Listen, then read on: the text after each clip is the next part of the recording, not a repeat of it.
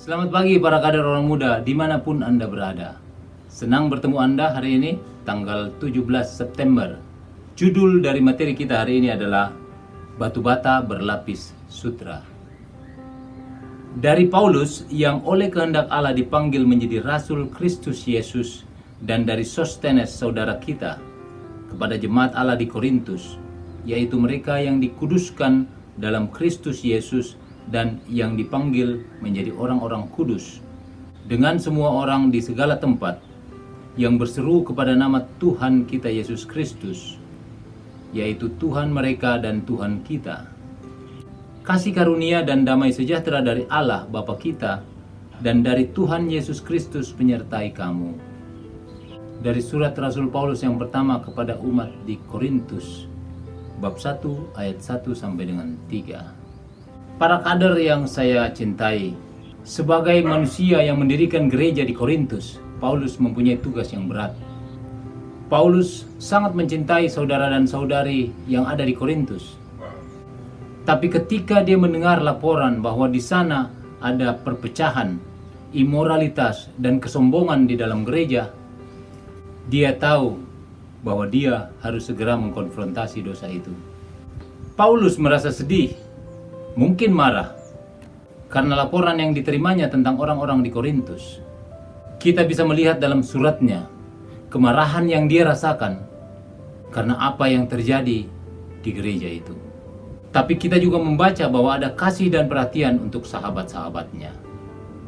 Paulus seperti memukul kepala gereja di Korintus itu dengan batu bata berlapis sutra. Batu bata adalah teguran atas dosa-dosa mereka. Dan sutra adalah kasihnya bagi mereka yang telah dipisahkan Allah untuk melakukan hal-hal yang baik. Tidak mudah untuk menegur orang-orang yang kita tahu jelas-jelas sudah melakukan kesalahan. Tapi Tuhan menggunakan pemimpin yang kuat untuk menegur umatnya. Pemimpin yang berani, yang mengatakan kebenaran dalam kasih. Para kader yang saya banggakan, ini menarik.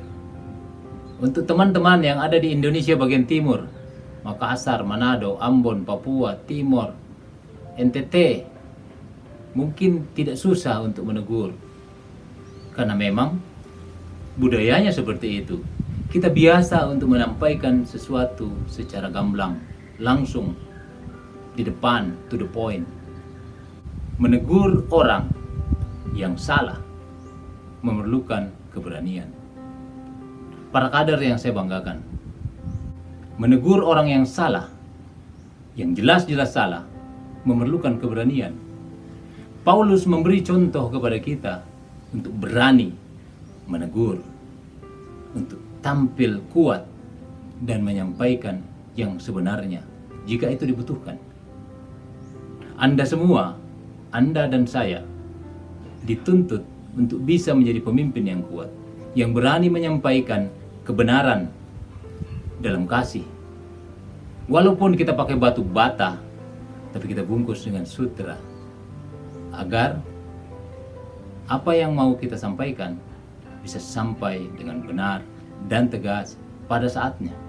Kita tidak bisa menyimpan kesalahan terus-menerus hanya karena kita menjaga perasaan orang yang berbuat salah. Kita harus berani menyampaikan. Tapi ingat, semua dalam konteks kasih. Kita kenal ada 3 hal yang besar: iman, pengharapan, dan kasih. Injil yang kita baca mengajarkan kita bahwa dari 3 hal pokok tadi, kita belajar bahwa kasihlah di atas segala-galanya. Namun, walaupun kasih di atas segala-galanya, kita tidak boleh takut untuk menyampaikan kebenaran. Pertanyaan kita hari ini, bagaimana Anda menegur mereka yang salah?